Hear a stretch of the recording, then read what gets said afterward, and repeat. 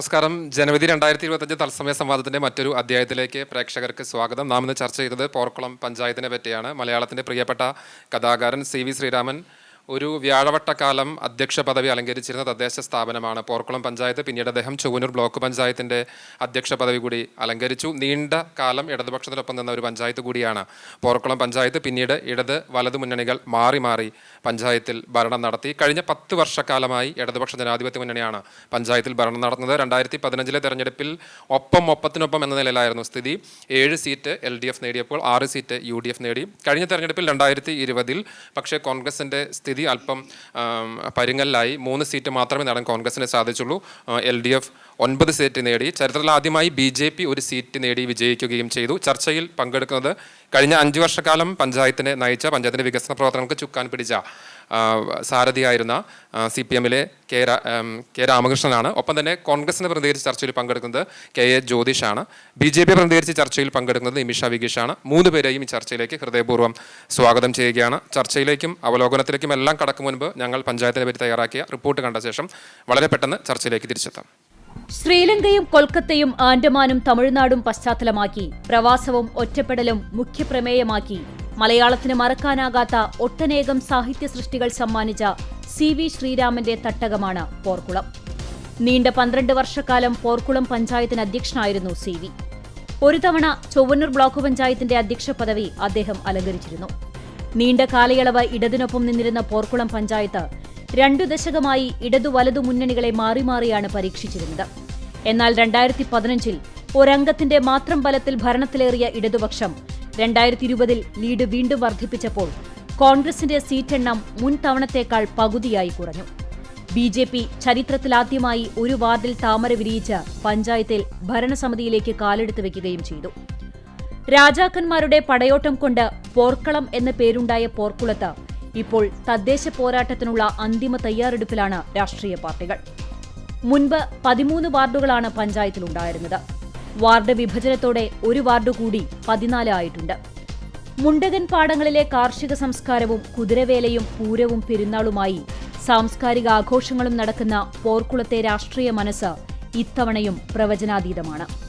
കുന്നംകുളം താലൂക്കിന് കീഴിൽ ചൊവ്വന്നൂർ ബ്ലോക്ക് പഞ്ചായത്തിലാണ് കുന്നംകുളം നഗരസഭ, ചൊവ്വന്നൂർ പഞ്ചായത്ത്, കാട്ടകാമ്പാൽ പഞ്ചായത്ത്, കടവല്ലൂർ പഞ്ചായത്ത് എന്നിവയുമായി അതിർത്തി പങ്കിടുന്ന പോർക്കുളം പഞ്ചായത്തിന്റെ സ്ഥാനം. ചരിത്രപ്രസിദ്ധമായ വേദക്കാട് ദുർഗാക്ഷേത്രവും മാർ ആദായ് ശ്ലീഹ പള്ളിയും പാറേമ്പാടം സെന്റ് ആന്റണീസ് പള്ളിയും മങ്ങാട് ഭഗവതി ക്ഷേത്രവും കോട്ടിയാട്ടുമുക്ക് മഹാവിഷ്ണു ക്ഷേത്രവും പോർക്കുളം ജുമാ മസ്ജിദ്, കലശമലച്ചിറയിൽ ക്ഷേത്രവുമാണ് പ്രധാന ദേവാലയങ്ങൾ. ദേശക്കാരുടെ കുതിരവേലയും ഭഗവതി ക്ഷേത്രത്തിലെ ഭരണി ഉത്സവവും കോട്ടിയാട്ടുമുക്ക് പൂരവും പോർക്കുളം ദേശവിളക്കും പോർക്കുളം പെരുന്നാളും ഒന്നിച്ചാഘോഷിച്ചാണ് നാട്ടുകാർ തങ്ങളുടെ ഒത്തൊരുമ പ്രകടിപ്പിക്കാറുള്ളത്. കലശമല ഇക്കോ ടൂറിസം പദ്ധതിയാണ് പഞ്ചായത്തിലെ പ്രധാന ടൂറിസം കേന്ദ്രം. ഭരണപക്ഷം പറയുന്ന പ്രധാന വികസന നേട്ടങ്ങൾ ഇവയാണ്. അതിദരിദ്രരില്ലാത്ത ജില്ലയിലെ ആദ്യ പഞ്ചായത്തായി. തുടർച്ചയായി 4 വർഷം 100% പദ്ധതി വിഹിതം ചെലവാക്കി.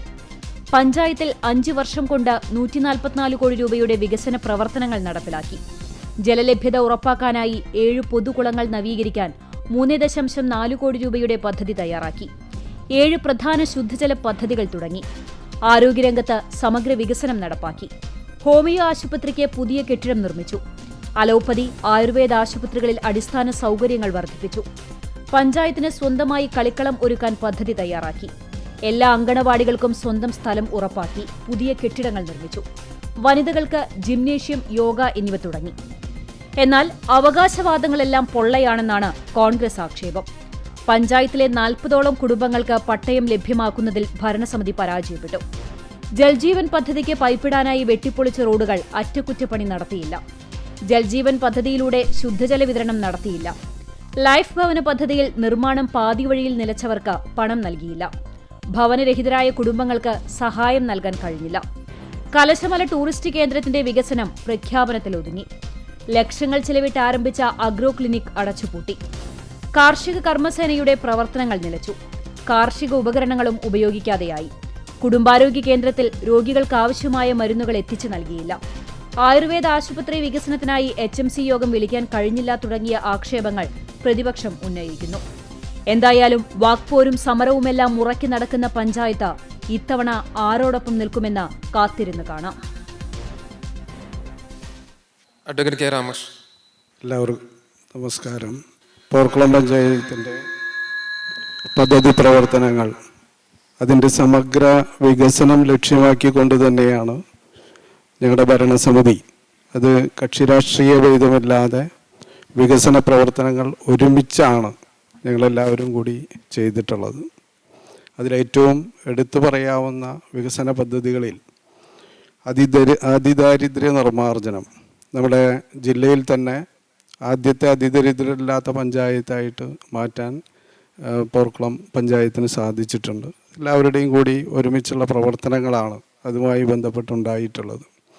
അതുപോലെ തന്നെ കുടിവെള്ള ലഭ്യതയുടെ കാര്യത്തിൽ ഏറ്റവും പ്രധാനമായി ഏറ്റവും രൂക്ഷമായ കുടിവെള്ള ക്ഷാമം നിലനിൽക്കുന്ന പ്രദേശങ്ങളിൽ നമ്മൾ പുതുതായി കുടിവെള്ള സ്രോതസ്സുകളുണ്ടാക്കി കുടിവെള്ള വിതരണത്തിന് വേണ്ടി കുടിവെള്ള പദ്ധതികൾ ആരംഭിക്കാൻ ഏറ്റവും നന്നായി നമുക്ക് കഴിഞ്ഞിട്ടുണ്ട്. അതിൻ്റെയൊക്കെ ഫലമായി ഈ അവസാന വർഷം കുടിവെള്ള വിതരണവുമായി ബന്ധപ്പെട്ട് തനത് ഫണ്ടിൽ നിന്ന് ലക്ഷങ്ങൾ ചിലവാക്കുന്ന ഒരവസ്ഥ ഉണ്ടായിരുന്ന ഇതിൽ നിന്നും മാറി വളരെ ചെറിയ സംഖ്യയ്ക്ക് 60,000 രൂപയോളം മാത്രം ചിലവാക്കിക്കൊണ്ടാണ് ഏറ്റവും അവസാനം നമ്മൾ കുടിവെള്ള വിതരണം നടത്തിയത്. അതുപോലെ തന്നെ വെളിച്ചത്തിൻ്റെ കാര്യത്തിൽ വലിയ വിപ്ലവം തന്നെയാണ് വെളിച്ചത്തിൻ്റെ കാര്യത്തിൽ നമ്മൾ നടത്തിയിട്ടുള്ളത്. എല്ലാ പോസ്റ്റിലും നമുക്ക് ലൈറ്റ് ഇടാൻ സാധിച്ചിട്ടുണ്ട്. അതുപോലെ അടിസ്ഥാന സൗകര്യം റോഡിൻ്റെ കാര്യങ്ങളിൽ ആധുനിക നിലവാരത്തിലുള്ള BMBC റോഡുകൾ നമ്മുടെ പഞ്ചായത്തിലൂടെ അത് MLA ഫണ്ടും സർക്കാരിൻ്റെ മറ്റു ഫണ്ടുകളൊക്കെ ഉപയോഗിച്ച് നമുക്ക് ചെയ്യാൻ സാധിച്ചിട്ടുണ്ട്. നേരത്തെ നമ്മൾ സൂചിപ്പിച്ച പോലെ സൗകര്യങ്ങൾ മുഴുവനായിട്ട് നമുക്ക് പ്രയോജനപ്പെടുത്താൻ ചില സാങ്കേതിക വിഷയങ്ങളുടെ തടസ്സങ്ങൾ നമുക്കുണ്ടായി എന്നുള്ളത് നമ്മൾ സമ്മതിക്കുകയാണ്. പക്ഷേ നമ്മൾ പറ്റാവുന്ന രീതിയിൽ നമ്മുടെ ഫണ്ടുകൾ വിനിയോഗിക്കുന്നതിൽ വളരെ വലിയ രീതിയിലുള്ള ഒരു കാഴ്ചപ്പാട് നമ്മൾ എടുത്തിട്ടുണ്ട്. 100% ഫണ്ട് നമുക്കറിയാം. പോർക്കുളം പഞ്ചായത്തിൻ്റെ ഏറ്റവും പ്രധാനപ്പെട്ട പ്രശ്നമെന്ന് പറയുന്നത് തനത് ഫണ്ട് വളരെയധികം കുറവുള്ള ഒരു ചെറിയ പഞ്ചായത്താണ്. അതുകൊണ്ട് തന്നെ ആ ചെറിയ പഞ്ചായത്തിൽ നമുക്ക് വികസനത്തിനായി ലഭ്യമാകുന്ന ഫണ്ടുകൾ വികസന ഫണ്ടുകൾ 100% ചിലവാക്കിയാലാണ് നമ്മുടെ വികസന പ്രവർത്തനങ്ങൾ നമ്മൾ ഉദ്ദേശിക്കുന്ന രീതിയിൽ ആസൂത്രണം ചെയ്യുന്ന രീതിയിൽ നമുക്ക് നടപ്പാക്കാൻ സാധിക്കുള്ളൂ. അത് ഏറ്റവും കാര്യക്ഷമമായ രീതിയിൽ എല്ലാവരുടെയും കൂടി സഹകരണത്തോടെ അത് എല്ലാ രാഷ്ട്രീയ കക്ഷികളും ഏറ്റവും നല്ല രീതിയിൽ തന്നെ നമുക്കത് പ്രകടമായൊരു കാര്യമെന്ന് പറയുന്നത് നമുക്ക് നമ്മുടെ പഞ്ചായത്തിലേക്ക് അനാവശ്യ സമരങ്ങൾ എന്ന രീതിയിൽ ഒരു സമരവും മറ്റ് രാഷ്ട്രീയ കക്ഷികൾ കൊണ്ടുവന്നില്ല. വികസനങ്ങളെ തടയുന്ന രീതിയിലുള്ള മറ്റ് പ്രവർത്തനങ്ങളിലേക്ക് അവർ എത്തുന്നതിൽ അവർ പിറകോട്ട് നിന്നിട്ടുണ്ട്. അങ്ങനെ നമുക്ക് പരിപൂർണമായ പിന്തുണ അവർ നൽകിയത് കൊണ്ട് തന്നെയാണ് ഈ രീതിയിലുള്ള വികസനം നമുക്ക് സാധ്യമായത് എന്നുള്ളതാണ് ഏറ്റവും പ്രധാനമായി പറയാനുള്ളത്.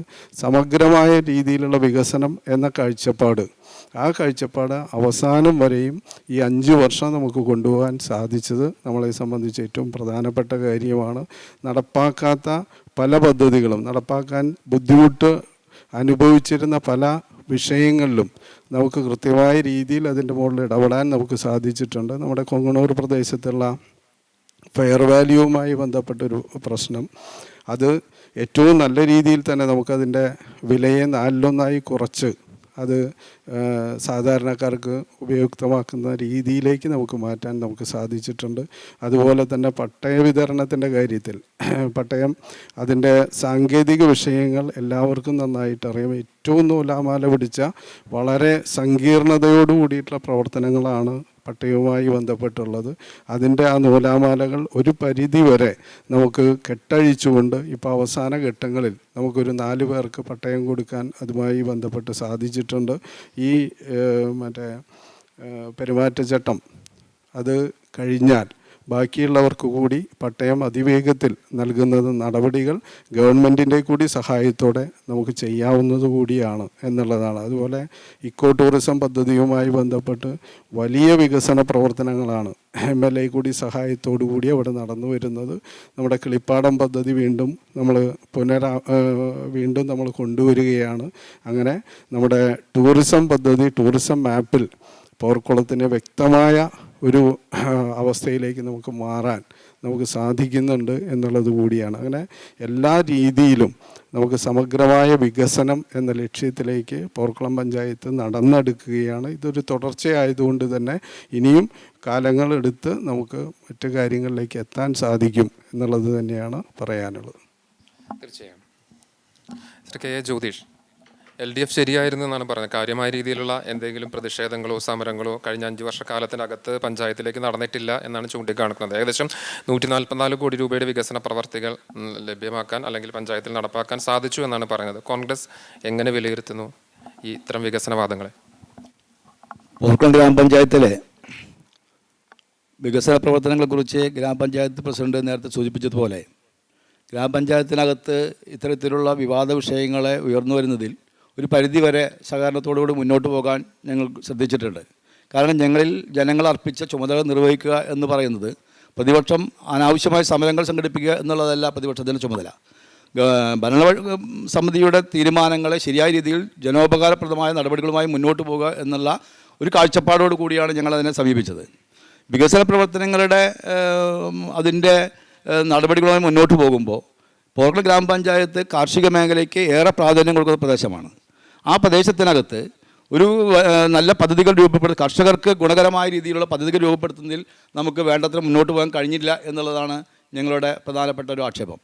മാത്രമല്ല, നമ്മുടെ ഏറ്റവും കൂടുതൽ നെൽകർഷകർ ഉള്ള പ്രദേശത്തിനകത്ത് ആ നെൽകർഷകർ അനുഭവിക്കുന്ന പ്രയാസങ്ങൾ ഇപ്പോഴും അത് നിലനിൽക്കുകയാണ്. അത് ഒരു ഗ്രാമപഞ്ചായത്തിൻ്റെ മാത്രം പ്രശ്നമല്ലെങ്കിൽ കൂടി അവിടെ ഉൽപ്പാദിപ്പിക്കപ്പെടുന്ന കർഷകരുടെ നെല്ല് കൃത്യമായി സംഭരിക്കാനുള്ള സംവിധാനങ്ങൾ ഏർപ്പെടുത്താൻ നമുക്കിപ്പോഴും കഴിഞ്ഞിട്ടില്ല. കർഷകർ ഇപ്പോഴും കടക്കണിയിലാണ്. അവരുടെ മക്കളുടെ അവരുടെ ബാങ്കുമായി ബന്ധപ്പെട്ട വിഷയങ്ങൾ ഉണ്ടാകുമ്പോൾ അവർക്ക് വീണ്ടും കടം കിട്ടാനുള്ള സാഹചര്യം ഇല്ലാത്ത ഒരു പ്രയാസം ഇന്ന് പോർക്കുളത്ത് മാത്രമല്ല കേരളത്തിൽ മുഴുവനുണ്ട്. അപ്പോൾ അത് പരിഹരിക്കാൻ നമുക്ക് ആവശ്യമായ ഒരു സംവിധാനം ഏർപ്പെടുത്താൻ കഴിഞ്ഞിട്ടില്ല. അതുപോലെ തന്നെയാണ് കാർഷിക മേഖലയിൽ ജലസേചന പ്രവർത്തനങ്ങൾക്ക് നിരവധിയായ ഗ്രാമസഭകളിൽ തടയണകളുടെ ആവശ്യങ്ങൾ ഉയർന്നു വന്നിട്ടുണ്ടായിരുന്നു. അതുപോലെ തന്നെ പമ്പ് സെറ്റുകളുടെ ആവശ്യങ്ങൾ ഉയർന്നു വന്നിട്ടുണ്ടായിരുന്നു. പക്ഷേ പലപ്പോഴും നമുക്കത് പ്രാവർത്തികമാക്കാൻ നമുക്ക് കഴിഞ്ഞില്ല. ഇത് തന്നെയാണ് നമ്മുടെ ജലജീവൻ പദ്ധതിയുമായി ബന്ധപ്പെട്ടുകൊണ്ട് നമുക്ക് നിരവധി പ്രയാസങ്ങൾ അനുഭവിച്ച ഒരു ജനപ്രതിനിധിയാണ് ഞാൻ. കാരണം ഏറ്റവും കൂടുതൽ റോഡുകൾ ഇതുമായി ബന്ധപ്പെട്ട് പൈപ്പിടുന്നതിന് വേണ്ടി വെട്ടിപ്പൊളിച്ച പ്രദേശത്തിൻ്റെ പ്രതിനിധിയാണ് ഞാൻ. അവിടെ ഒരു തരത്തിലും നമുക്ക് ഇടപെട്ടുകൊണ്ട് മുന്നോട്ട് പോകാൻ സാധ്യമായില്ല എന്ന വളരെ വലിയ സങ്കടവും പ്രതിഷേധവും ഞാൻ ഗ്രാമപഞ്ചായത്ത് യോഗത്തിൽ തന്നെ പല പ്രാവശ്യം അനുഭവിച്ചിട്ടുണ്ട്, സംസാരിച്ചിട്ടുണ്ട്. അത് അവിടെയൊക്കെ ആവശ്യമായ നിർമ്മാണ പ്രവർത്തനങ്ങൾക്ക് ആവശ്യമായ ഫണ്ട്, പരിമിതമായ ഫണ്ടുകളാണ് നമുക്ക് ലഭ്യമായത്. മാത്രമല്ല, ഇത് ഈ എൻ്റെ വാർഡിൽ മാത്രമല്ല മറ്റ് പ്രദേശങ്ങളിൽ ഇപ്പോൾ അഗതിയൂർ സെൻട്രൽ റോഡിനെ, അതുപോലെ തന്നെ BRD റോഡ്, അതുപോലെ തന്നെ അഗതിയൂർ റോഡുകൾ, ഈ പ്രദേശത്തൊക്കെ തന്നെ ഇത്തരം വിഷയങ്ങൾ നിൽക്കുകയാണ്. അത് പരിഹരിക്കാൻ ഈ പഞ്ചായത്ത് ഭരണസമിതിയുടെ നേതൃത്വം പരാജയപ്പെട്ടു എന്ന് പറയുന്നൊരു വികാരമാണ് ഒരു ജനപ്രതിനിധി എന്ന നിലയിൽ എനിക്കുണ്ടായിട്ടുള്ളത്. കാരണം ഇത്തരം വിഷയം ഉണ്ടാകുമ്പോൾ ആ പ്രവർത്തനങ്ങളെ ഏകോപിപ്പിക്കാൻ, അത് ഒരു പ്രദേശത്തിൻ്റെ പ്രശ്നമാണ് അല്ലെങ്കിൽ ഒരു വാർഡിൻ്റെ പ്രശ്നമാണ് എന്ന് പറഞ്ഞ് മാറ്റിവെക്കാതെ അത് പഞ്ചായത്തിൻ്റെ പൊതുവായ വിഷയമാണ്. കാരണം കുടിവെള്ള പദ്ധതിക്ക് വേണ്ടി കലശമലയിലേക്ക് വെള്ളം കൊണ്ടുപോകേണ്ടതിൻ്റെ ആവശ്യം പോർക്കുളം പഞ്ചായത്തിൻ്റെ പൊതു ആവശ്യമായിരുന്നു. ആ പൊതു ആവശ്യം നടപ്പാക്കിയപ്പോൾ ആ മേഖലയിലുള്ള റോഡുകളെല്ലാം വെട്ടിപ്പൊളിച്ച് മോശമായ സാഹചര്യം ഉണ്ടായപ്പോൾ അത് ഒരു പ്രദേശത്തിൻ്റെ അല്ലെങ്കിൽ അവിടുത്തെ മെമ്പറുടെ മാത്രം കുഴപ്പമാണ് എന്ന രീതിയിലേക്ക് ചിത്രീകരിക്കപ്പെടുന്ന ഒരു ദൗർഭാഗ്യകരമായ സാഹചര്യം ഞങ്ങൾക്ക് നേരിടേണ്ടി വന്നു. തീർച്ചയായും അത് ഒരു തരത്തിൽ പറഞ്ഞാൽ അതിൻ്റെ ആ ഉത്തരവാദിത്വം ഏറ്റെടുത്തുകൊണ്ട് ഗ്രാമപഞ്ചായത്ത് ഭരണസമിതി ഉയർന്നു വരേണ്ടതായിരുന്നു. അതുണ്ടായില്ല എന്ന് പറയുന്ന ഒരു വലിയ സങ്കടം അല്ലെങ്കിൽ ദൗർഭാഗ്യകരമായ ഒരു സാഹചര്യം സ്വാഭാവികമായും അവിടെ ഉണ്ടായി എന്നുള്ളത് വസ്തുതയാണ്.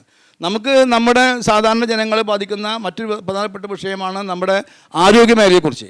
ആരോഗ്യമേഖലയിൽ നമ്മൾ വലിയ കെട്ടിടങ്ങൾ ഉണ്ടാക്കുന്നു, അല്ലെങ്കിൽ അതിൻ്റെ അടിസ്ഥാന സൗകര്യങ്ങളൊക്കെ നമ്മൾ വികസിപ്പിക്കാനായിട്ടുള്ള ശ്രമങ്ങൾ നടത്തിയിട്ടുണ്ട്. പക്ഷേ അവിടെ വരുന്ന നമ്മുടെ പാവപ്പെട്ട ആളുകൾക്ക് അവർ ഏറ്റവും കൂടുതൽ ആഗ്രഹിക്കുന്നത് അവർക്ക് ആവശ്യമായ മരുന്നുകളാണ്. ആ മരുന്നുകളുടെ ദൗർബല്യം എപ്പോഴും നമ്മൾ അനുഭവപ്പെടുകയാണ്. അത് പല രീതിയിലാണ് നമുക്ക് അനുഭവപ്പെടുന്നത്. ചിലപ്പോൾ ഇതുമായി ബന്ധപ്പെട്ട മരുന്ന് വിതരണ ഏജൻസികൾ നൽകാത്തയായാലും ശരി, അല്ലെങ്കിൽ മറ്റു രീതിയിലുള്ള സാങ്കേതിക തടസ്സമായാലും ശരി, ഏത് തടസ്സമായാലും സാധാരണക്കാരനെ അവിടെ കടന്നു വരുമ്പോൾ അവന് പ്രിസ്ക്രിപ്ഷൻ രീതിയിലുള്ള മരുന്നുകൾ മുഴുവൻ ലഭ്യമാകുന്ന സാഹചര്യം നമുക്ക് സൃഷ്ടിക്കാൻ പലപ്പോഴും സാധിച്ചില്ല എന്നുള്ള ഒരു വിഷയം നമ്മൾ നിലനിൽക്കുകയാണ്. അപ്പോൾ അവിടെ കടന്നു വരുന്ന ആളുകൾക്ക് ആവശ്യമായ മരുന്ന് വിതരണത്തിനോ അതിന് മറ്റ് ആ രീതിയിലുള്ള ഇടപെടൽ നടത്തുന്നതിൽ നമുക്കത് വേണ്ടത്ര മുന്നോട്ട് പോകാൻ കഴിഞ്ഞിട്ടില്ല. മറ്റൊന്ന്, സാധാരണ ഞങ്ങളുടെ പഞ്ചായത്ത് എന്ന് പറയുന്നത് വളരെ നീളത്തിൽ കിടക്കുന്ന ഒരു പ്രദേശമാണ്. ഇപ്പോൾ അഗതിയൂർ സെൻറ്ററിലും അതുപോലെ തന്നെ മങ്ങാട് സബ് സെൻറ്ററിലും ഈ രണ്ട് സബ് സെൻറ്ററിലും ഡോക്ടർമാർ വന്ന് പരിശോധിക്കുന്ന ഒരു ആവശ്യം എല്ലാ ഗ്രാമസഭകളും ഉയർന്നു വരുന്നതാണ്. പക്ഷേ നമുക്കത് പ്രാവർത്തികമാക്കാൻ കഴിഞ്ഞിട്ടില്ല. അത്തരത്തിലുള്ള ഗൗരവതരമായ ചർച്ചയിലേക്ക് ഗ്രാമപഞ്ചായത്ത് ഭരണസമിതി മുന്നോട്ട് പോകുന്ന ഒരു സാഹചര്യം ഉണ്ടായില്ല.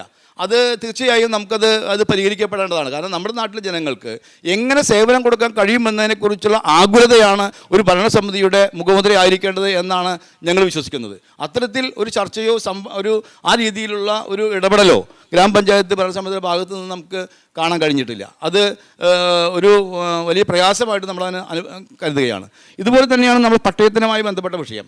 2013 ഞാൻ പഞ്ചായത്ത് പ്രസിഡൻ്റായിരിക്കുന്ന കാലഘട്ടത്തിൽ തയ്യാറാക്കിയ ലിസ്റ്റ് 45ഓളം പേരുടെ ലിസ്റ്റ് ഇപ്പോഴും നമ്മുടെ പല ഭരണ കേന്ദ്രങ്ങളിൽ ഇരിക്കുകയാണ്. അതുതന്നെയാണ് 15ലും അത് തന്നെയാണ്, 20ലും അത് തന്നെയാണ്, ആ ലിസ്റ്റ് തന്നെയാണ് ഫോർവേഡ് ചെയ്തത്. പക്ഷേ ആ ഫോർവേഡ് ചെയ്തതിനകത്ത് നിന്ന് ആകെ 3-4 ആളുകൾക്ക് പട്ടയം കൊടുക്കാനുള്ള ഒരു സംവിധാനം മാത്രമാണ് നമുക്ക് ഇപ്പോഴും കഴിഞ്ഞിട്ടുള്ളത്.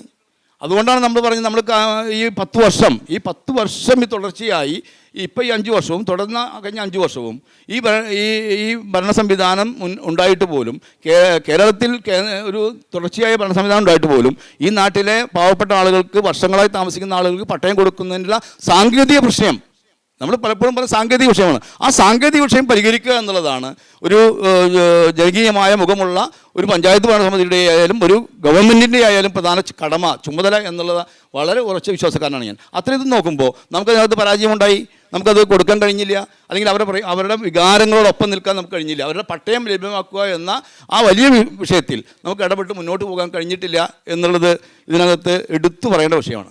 ഇത് തന്നെ മറ്റു വിഷയമാണ് നമ്മുടെ അക്കിക്കാവിലുള്ള കോലാടിക്കുന്ന് എന്ന് പറയുന്ന പ്രദേശം. ആ പ്രദേശത്തെ ഒരു ഏക്കർ 85 സെൻറ്റ് സ്ഥലം പോർക്കുളം ഗ്രാമപഞ്ചായത്തിന് അധീനതയിലാണ് എന്ന് കാലങ്ങളായി കേസ് നടത്തി നമുക്ക് അനുകൂലമായ വിധി ഉണ്ടായതാണ്. പക്ഷേ ആ വിധിക്കകത്ത് നിന്നുകൊണ്ട് ആ പ്രദേശം നമ്മുടെ പഞ്ചായത്തിൻ്റെ സ്വത്തായി മാറ്റിയെടുക്കുന്നതിന് വേണ്ടി ഒരു നടപടിയും ഈ 5 കൊല്ലം അല്ലെങ്കിൽ 10 കൊല്ലം ഉണ്ടായിട്ടും 10 കൊല്ലത്തെ ഭരണസമിതിയും മുന്നോട്ട് വെച്ചിട്ടില്ല. അപ്പോൾ സ്വാഭാവികമായും എന്തുകൊണ്ട് പ്രതിപക്ഷം ഇതിനെ ചോദ്യം ചെയ്തില്ല?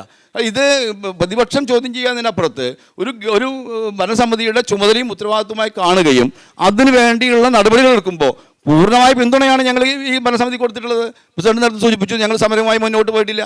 കാരണം നമ്മൾ ഈ ഭരണസമിതി യോഗത്തിൽ നമ്മുടെ ആവശ്യങ്ങൾ ഉന്നയിക്കുകയും ആ ആവശ്യങ്ങൾ യഥാർത്ഥത്തിലുള്ള ആവശ്യങ്ങളാണെങ്കിൽ നമ്മളെ പൂർണ്ണമായി പിന്തുണ കൊടുക്കുന്ന ഒരു സമീപനമാണ് നമ്മൾ സ്വീകരിച്ചിട്ടുള്ളത്. അപ്പോൾ ഈ കാര്യത്തിനകത്ത് അത്തരത്തിലുള്ള ചർച്ചയോ ഒരു നിർദ്ദേശമോ നമുക്ക് ഉണ്ടായില്ല എന്നുള്ളത് തീർച്ചയായും നമുക്ക് എടുത്തു പറയേണ്ട ഒരു വീഴ്ചയായിട്ട് നമ്മൾ കാണുകയാണ്.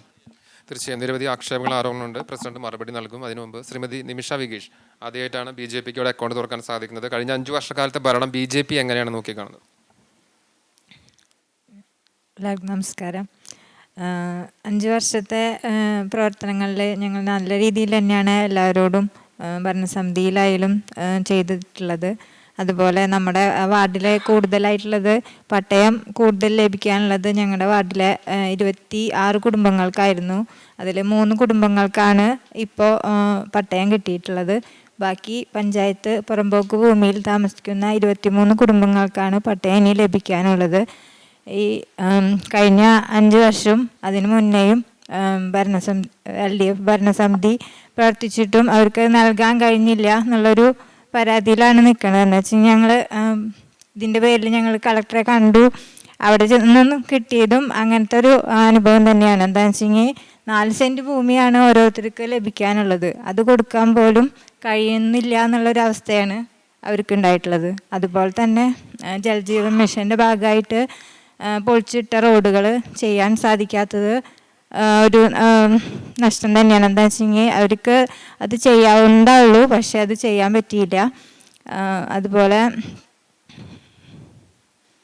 അല്ല, പൊതുവെ വികസന പ്രവർത്തനങ്ങളിൽ BJP വാർഡുകളുടെ എന്തെങ്കിലും തരത്തിലുള്ള വിവേചനം ഉണ്ടോ? അങ്ങനെ എന്തെങ്കിലും ആക്ഷേപം ഉണ്ടോ? അല്ല, പൊതുവെ ഫണ്ടൊക്കെ വെക്കുന്ന സമയത്ത് എന്തെങ്കിലും തരത്തിൽ ആ വാർഡിനോട് എന്തെങ്കിലും തരത്തിലുള്ളൊരു ഡിസ്ക്രിമിനേഷൻ ഫീൽ ചെയ്യാറുണ്ടോ? അങ്ങനെ അല്ല, നമ്മൾ പല വർക്കുകളും കോൺട്രാക്ടർ എടുക്കും, പക്ഷേ അത് ചെയ്യാനുള്ളൊരു ഇത് കാണിക്കാറില്ല. കാരണം കൂടുതലും നമ്മളുടെ ഭാഗത്ത് ആ വർക്കുകൾ അങ്ങനെയൊക്കെ എടുക്കുകയാണ് ചെയ്യാറ്. ആ കോൺട്രാക്ടർ തന്നെയാണ് എല്ലാ വർക്കുകളും എടുക്കുക. നഗരസഞ്ചയ പദ്ധതിയിൽ നമ്മുടെ ഒരു കലവർണ്ണക്കുളത്തിന് പാസ്സായിരുന്നു. അതും കുറേ കാലം കിടുന്നതിന് ശേഷം ആണ് ഒന്ന് തുടങ്ങി വെച്ചത്. ഇപ്പോൾ പണി നടന്നുകൊണ്ടിരിക്കുന്നുണ്ട്. അതുപോലെ തന്നെയാണ് റോഡുകളുടെ അവസ്ഥ. പല റോഡുകളും നമ്മൾ കോൺട്രാക്ടർ വയ്ക്കും, പക്ഷേ ചെയ്തു തീർക്കാൻ സാധിക്കില്ല. ഒന്നെങ്കിൽ കോൺട്രാക്ടർ വരില്ല, അങ്ങനെയുള്ള പ്രശ്നങ്ങൾ പഞ്ചായത്തിൽ പറയാറില്ലേ റോഡിന്റെ? പറയാറുണ്ട്. അപ്പൊ എന്താണ് മറുപടി? പക്ഷെ മറുപടി ഒന്നുമില്ല, കാരണം കോൺട്രാക്ടറാണ് ചെയ്യേണ്ടത്. വീഴ്ചയുണ്ട് അപ്പൊ അതില്. അതെ. പ്രസിഡന്റ്, അതിൽ ഏറ്റവും പ്രധാനമായിട്ട് കാർഷിക മേഖലയാണ്. കാർഷിക മേഖലയ്ക്ക് വേണ്ടിയിട്ട് പറയത്തക്ക ഒരു പദ്ധതി ഉണ്ടായിട്ടില്ല എന്നാണ് കെ ജ്യോതിഷിന്റെ പ്രധാനപ്പെട്ട ഒരു വിമർശനം, ആദ്യ വിമർശനം. അതിന് മറുപടി? കാർഷിക മേഖല നേരത്തെ ജ്യോതിയേട്ടൻ സൂചിപ്പിച്ച പോലെ തന്നെ നമ്മുടെ പഞ്ചായത്തിൻ്റെ ഏറ്റവും പ്രധാനപ്പെട്ട ഒരു മേഖലയാണ്. ആ മേഖലയ്ക്ക് തുടക്കം മുതൽ തന്നെ നമ്മൾ ഈ അവിടുത്തെ കോൾപ്പടവ് കമ്മിറ്റിയും അതുപോലെ തന്നെ അവിടുത്തെ മറ്റ് പടവ് കമ്മിറ്റിയും ആയിട്ട് യോഗങ്ങൾ വിളിച്ച് അവിടെ എന്തൊക്കെയാണ് അവിടുത്തെ ആവശ്യം എന്നുള്ളതിനെ സംബന്ധിച്ച് നമ്മളൊരു യോഗം ചേരുകയും അതിൻ്റെയൊക്കെ അടിസ്ഥാനത്തിലുള്ള വികസന പ്രവർത്തനങ്ങൾ, പ്രത്യേകിച്ച് നേരത്തെ സൂചിപ്പിച്ച പോലെ തന്നെ ഇപ്പോൾ കുളങ്ങളുടെ സംരക്ഷണം അതൊരു പ്രധാനപ്പെട്ട കാര്യമാണ്. കാരണം ജലസംരക്ഷണവുമായി ബന്ധപ്പെട്ട് ജലസേചനവുമായി ബന്ധപ്പെട്ട് ഏറ്റവും അത്യാവശ്യമുള്ള ഒരു കാര്യം അതാണ് എന്നുള്ള രീതിയിലാണ് ആദ്യം വന്നത്. അതിൻ്റെയൊക്കെ അടിസ്ഥാനത്തിൽ നമ്മളൊരു 7 കുളങ്ങളുടെ സംരക്ഷണവും അതിൻ്റെ ജലലഭ്യത ഉറപ്പുവരുത്തുന്നതിന് വേണ്ടിയിട്ടുള്ള പ്രവർത്തനങ്ങൾ നമ്മൾ നടത്തിയിട്ടുണ്ട്. അത് ഏറ്റവും കുറച്ച് പൈസയല്ല, വളരെയധികം 3,40,00,000 രൂപയാണ് ആ കുളങ്ങളുടെ സംരക്ഷണത്തിനായിട്ട് നമ്മൾ കുളത്തിനപ്പുറത്തെ നെൽകർഷകർക്ക് വേണ്ടിയിട്ടോ അല്ലെങ്കിൽ കർഷകർക്ക് വേണ്ടിയിട്ട് നമ്മൾ എല്ലാ പ്രാവശ്യവും നമ്മൾ ചെയ്യുന്ന പോലെയുള്ള പ്രവർത്തനങ്ങൾ നമ്മൾ വിത്ത് സൗജന്യമായിട്ട് കൊടുക്കുന്നുണ്ട്. അതുപോലെ തന്നെ മറ്റ് വളങ്ങളുടെ കാര്യത്തിൽ നമ്മൾ സബ്സിഡി നിരക്കിൽ വളങ്ങൾ നമ്മൾ കൊടുക്കുന്നുണ്ട്. അതുപോലെ നമ്മൾ ഈ ഉഴവ് കൂലി എന്നുള്ള രീതിയിൽ അവർക്ക് അവരുടെ പ്രവർത്തനങ്ങൾ മെച്ചപ്പെടുത്തുന്ന കാര്യങ്ങൾ നമ്മൾ ചെയ്യുന്നുണ്ട്. അതുപോലെ ജലസേചനത്തിനായിട്ട് പുതിയ പമ്പ് സെറ്റുകൾ, അത് സബ്മേഴ്സിബിൾ പമ്പുകൾ പോലെയുള്ള പമ്പ് സെറ്റുകൾ നമ്മൾ വയ്ക്കുന്നുണ്ട്. അങ്ങനെ വിവിധങ്ങളായ പ്രവർത്തനങ്ങൾ നമ്മൾ അതുമായി ബന്ധപ്പെട്ട് നടത്തുന്നുണ്ട്. പക്ഷേ നമുക്കറിയാം, ഈ കാലാവസ്ഥാ വ്യതിയാനവുമായി ബന്ധപ്പെട്ട് കാർഷിക മേഖലയിൽ പൊതുവേ ഉണ്ടാകുന്ന പ്രശ്നങ്ങൾ നമ്മുടെ ഇവിടെ നന്നായി ബാധിക്കുന്നുണ്ട്. ചില മേഖലയിലൊക്കെ ഇപ്പോൾ മറ്റേ പ്രളയം കഴിഞ്ഞതിന് ശേഷം നമ്മുടെ മോൾ ഭാഗത്തെ മണ്ണിൻ്റെ ഫലഭൂയിഷ്ഠത പോകുന്നതിൻ്റെയൊക്കെ ഫലമായിട്ട് നമുക്ക് നമ്മുടെ വിളവുകളിൽ വരുന്ന കുറവുകൾ, അതിപ്പോൾ കഴിഞ്ഞ വട്ടം കുറച്ച് വിളവ് കുറഞ്ഞു, എന്നാൽ അതിൻ്റെ മുന്നേ കുറച്ച് കൂടുതൽ വിളവ് നമുക്ക് കിട്ടി. അങ്ങനെ കർഷകരെ സംരക്ഷിക്കുന്ന അല്ലെങ്കിൽ കർഷകരുടെ പ്രവർത്തനങ്ങളെ ഒന്നുകൂടി ആയാസപ്പെടുത്തുന്ന രീതിയിലുള്ള പ്രവർത്തനങ്ങൾ നമ്മൾ ഓരോ പദ്ധതി വഴിക്ക് നമ്മൾ ചെയ്യുന്നുണ്ട്. ഉദ്ദേശം ഒരു 4,82 കോടി രൂപ നമ്മൾ ഇത്തരം പ്രവർത്തനങ്ങളിൽ മറ്റ് പദ്ധതികളെയൊക്കെ കൂട്ടി യോജിപ്പിച്ചുകൊണ്ട് നമുക്ക് കൊടുക്കാൻ സാധിച്ചിട്ടുണ്ട് എന്നുള്ളതാണ് അതുമായി ബന്ധപ്പെട്ട് പറയുന്നത്. പ്രതിപക്ഷ നേതാവ് വളം കൊടുത്തിട്ടുണ്ട്, കുളങ്ങൾ ഉണ്ടാക്കിയിട്ടുണ്ട്, കുറേ സംഭവങ്ങൾ നടത്തിയിട്ടുണ്ട്, നിങ്ങളൊന്നും കാണുന്നില്ല എന്നാണ് പറയുന്നത്. ഇവിടെ വന്നിട്ട് വെറുതെ ആൾക്കാരെ തെറ്റിദ്ധരിപ്പിക്കാൻ വേണ്ടിയിട്ട് പറയാണോ? ഞാനത് അതിനാ രീതിയിലല്ല ഞാൻ കാണുന്നത്. ജനകീയാസൂത്രണ കാലം മുതൽ തന്നെ കേരളത്തിൽ തുടർന്നു വരുന്ന ഒരു സംവിധാനമാണ് കാർഷിക മേഖലയ്ക്ക് ആവശ്യമായ വളങ്ങളുടെയും അതുപോലെ തന്നെ നെൽവിത്തിൻ്റെയും വിതരണം എന്ന് പറയുന്നത്. ഇത് കേരളത്തിലെ എല്ലാ ഗ്രാമപഞ്ചായത്തിലും ചെയ്യുന്നതാണ്. എല്ലാ ഗ്രാമപഞ്ചായത്തും ചെയ്യുന്നത് നമ്മളും ചെയ്തു പോകുന്നു എന്ന് തന്നെയാണ് പ്രസിഡന്റ് സൂചിപ്പിച്ചത്. അതൊരിക്കലും ദോഷകരമായ പദ്ധതിയല്ല, അത് ജനങ്ങൾക്ക് ആവശ്യമുള്ള പദ്ധതി തന്നെയാണ്, കർഷകർക്ക് ആവശ്യമുള്ള കാര്യം തന്നെയാണ്. പക്ഷേ പ്രസിഡന്റ് നേരത്തെ സൂചിപ്പിച്ചതുപോലെ അവിടെ കർഷകരുടെ യോഗം ചേർന്ന് കർഷകർക്ക് ആവശ്യമായ അടിസ്ഥാന സൗകര്യ വികസനത്തിന് വേണ്ടി പദ്ധതി തയ്യാറാക്കിയെന്ന് സൂചിപ്പിച്ചു. പക്ഷെ അങ്ങനെ ഒരു പദ്ധതി തയ്യാറാക്കിയത് ഗ്രാമപഞ്ചായത്ത് ഭരണസമിതി വന്നിട്ടില്ല. മാത്രമല്ല, അങ്ങനെ ഏത് പദ്ധതിയാണ് നടപ്പാക്കിയതെന്ന് കൂടി നമുക്ക് സൂചിപ്പിക്കാൻ കഴിയണം. ഞാൻ പറഞ്ഞത് അത്തരത്തിൽ ഉള്ള നിർമ്മാണ പ്രവർത്തനങ്ങളോ അല്ലെങ്കിൽ അത്തരം ശരിയായ വികസന പ്രവർത്തനങ്ങൾക്ക് ആവശ്യമായ അടിസ്ഥാന സൗകര്യങ്ങളോ നമുക്ക് ഒരുക്കാൻ കഴിഞ്ഞിട്ടില്ല എന്ന് ഞാൻ സൂചിപ്പിച്ചത്. ജനങ്ങൾ പല ഗ്രാമസഭകളിലും ഞാൻ പോകുമ്പോൾ കേട്ടിട്ടുണ്ട്, അവിടെ അവർക്ക് നീർച്ചാലുകൾ, ഇടക്കെട്ടുകൾ, അതുപോലെ തന്നെ തടയണകൾ, ഇത്തരത്തിൽ ആവശ്യങ്ങളുണ്ട് എന്ന് പറയുന്ന നിരവധി ആവശ്യങ്ങൾ നമ്മൾ കേട്ടിട്ടുണ്ട്. ഇപ്പോൾ ഞാൻ ഏറ്റവും കൂടുതൽ കൊങ്ങണൂർ കാഞ്ഞിരപ്പാടം തോടുണ്ട്, പഞ്ചായത്ത് ഓഫീസിന് മുന്നിലുള്ള ഒരു തോടാണത്. അവിടെ തടയണകൾ വേണമെന്ന് അവിടുത്തെ കർഷകർ നിരവധിയായ സമയം ആവശ്യപ്പെട്ടിട്ടുണ്ട്, നമ്മൾ കേൾക്കാറുണ്ട്. അത് പരിഹരിക്കാമെന്ന് പറഞ്ഞ് നമ്മൾ ഗ്രാമസഭയിൽ നിന്ന് പോരാറുണ്ട്. പക്ഷേ പദ്ധതി രൂപീകരണ സമയത്ത് അത്തരത്തിൽ നമുക്കത് രൂപീകരിച്ച് വെച്ച് മുന്നോട്ട് പോകാൻ കഴിയാറില്ല. ഇതുപോലെ തന്നെയാണ് ആശ്ശേരി തോടിൻ്റെ തടയണകൾ നിർമ്മിക്കണമെന്ന് നിരവധി സമയങ്ങളായി ആവശ്യപ്പെട്ടുള്ളതാണ്. 2015 ഞാൻ ബ്ലോക്ക് പഞ്ചായത്ത് മെമ്പറായപ്പോഴാണ് അതിനകത്ത് ഒരു തടയണ നിർമ്മിക്കാൻ സാധ്യമായത്. പിന്നീട് ശേഷം ഇതുവരെ കഴിഞ്ഞിട്ടില്ല. 2010 മുതൽ 2020 വരെ പഞ്ചായത്ത് ഭരണസമിതി ഉണ്ടായിരുന്നു. ഒരു തടയണ പോലും അതിനകത്ത് നിർമ്മിക്കാൻ കഴിഞ്ഞിട്ടില്ല. അതിനകത്ത് ആറോളം തടയണകൾ വേണമെന്ന് അതിനകത്ത് കാർഷിക പഠന റിപ്പോർട്ടിൻ്റെ ഭാഗമായിട്ട് നമുക്ക് നിർദ്ദേശം കിട്ടിയിട്ടുണ്ടായിരുന്നു. പക്ഷെ ഒന്നുപോലും നമ്മൾ വെച്ചിട്ടില്ല. അപ്പോൾ ഇത് ഞാൻ സൂചിപ്പിച്ചത്, നമുക്ക് അത്തരത്തിൽ അടിസ്ഥാന സൗകര്യവുമായി ബന്ധപ്പെട്ടുകൊണ്ട് ജലസംരക്ഷണ പ്രവർത്തനങ്ങളുമായി ബന്ധപ്പെട്ടുകൊണ്ട് മുന്നോട്ട് പോകാൻ നമുക്ക് കഴിഞ്ഞിട്ടില്ല എന്നുള്ളത് തന്നെയാണ്. നേരത്തെ പ്രസിഡന്റ് സൂചിപ്പിച്ചതുപോലെ നഗരസഞ്ചയ പദ്ധതി പ്രകാരം നമുക്ക് 3 ചില്ലാനം കോടി രൂപ നമുക്ക് ലഭ്യമായിട്ടുണ്ട്. അത് നമ്മൾ ഈ കഴിഞ്ഞ വർഷമാണ് നമ്മൾ ഇംപ്ലിമെൻറ്റ് ചെയ്യാൻ കഴിഞ്ഞിട്ടുള്ളത്. കഴിഞ്ഞ വർഷമാണ് നമുക്ക് അത്രയും ഫണ്ട് ലഭിച്ചത്. അപ്പോൾ 2020 വന്ന ഭരണസമിതി 2023-24 ഭരണസമിതി കാലഘട്ടത്തിലാണ് നമ്മൾ അത്ര പദ്ധതി വെച്ചിട്ടുള്ളൂ. അപ്പോൾ 20 മുതൽ 23 വരെയുള്ള കാലഘട്ടത്തിനകത്ത് നമ്മളൊരു പദ്ധതി നമുക്ക് രൂപീകരിക്കാൻ കഴിഞ്ഞിട്ടില്ല. അപ്പോൾ ഇത് ഞാൻ സൂചിപ്പിച്ച് നമുക്ക് ഇനിയുള്ള സമയങ്ങളിലെങ്കിലും ഇത്തരം പ്രവർത്തനങ്ങളിൽ കാതലായ ഇടപെടലുണ്ടാകണം.